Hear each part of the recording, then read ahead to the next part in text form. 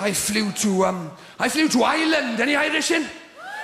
I flew to Dublin a few years ago, and I've told this story all over the world, you know, and everywhere I've gone, I've blamed a different airline for this story, but the true story happened on a flight to Dublin. And I can't tell you the name of the airline I flew with for legal reasons. We'll call them Brian Air, right? And listen, I was excited. I was going abroad. I'm Welsh. I bought shorts, T-shirts, sunglasses. They don't even sell them in Wales. I had to go to Bristol to buy them. I was excited, and then I bought myself a brand new suitcase as well, one of the posh ones with the wheels, and then I flew to Dublin. I will show you what I found when I arrived in Dublin airport just a few hours later. That.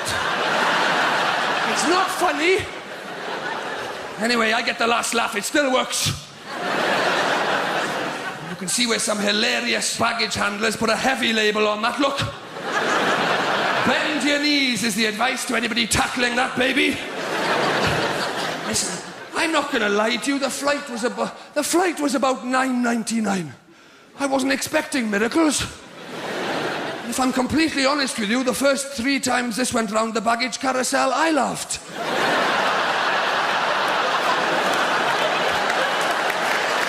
Everybody laughed the first 3 times. It was hilarious.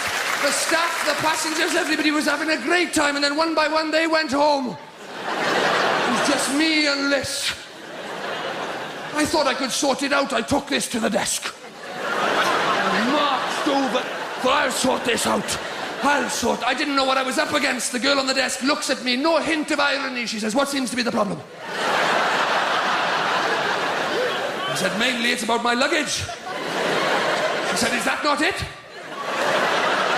I said, "This is some of it. Don't get me wrong, I'm thrilled to get this back. The thing is, I'm here for a month. I'm pretty sure I packed more than this."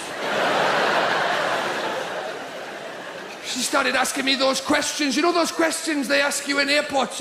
I've heard these questions all over the world. They're normally perfectly sensible questions. There was no need for it. She said, "Could anybody have interfered with it?" I said, "We probably shouldn't rule that out." She said, "Have you left it unattended at any point?" I said, "I suppose I must have.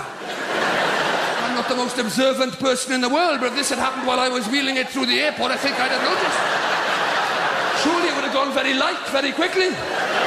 So did you pack it yourself? I thought, why? What are you suggesting? I think my mother packed for me and thought this is all I'd need.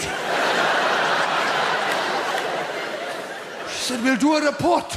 Don't you worry, Mr. Gilbert. We'll soon have your luggage back." I thought, good, this is progress. Do your bloody report. And it was all going quite well until about question 3. She took my name, she took my address, and then she said, "Does your luggage have any distinguishing features, Mr. Gilbert?" "It's got a long black handle, if that's any use."